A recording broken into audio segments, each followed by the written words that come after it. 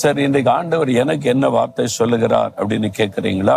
உபாகமம் 31:6 நீங்கள் பலம் கொண்டு திடமனதாயிருங்கள், அவர்களுக்கு பயப்பட வேண்டாம், உங்கள் தேவனாகிய கர்த்தர் உங்களோட கூட வருகிறார்.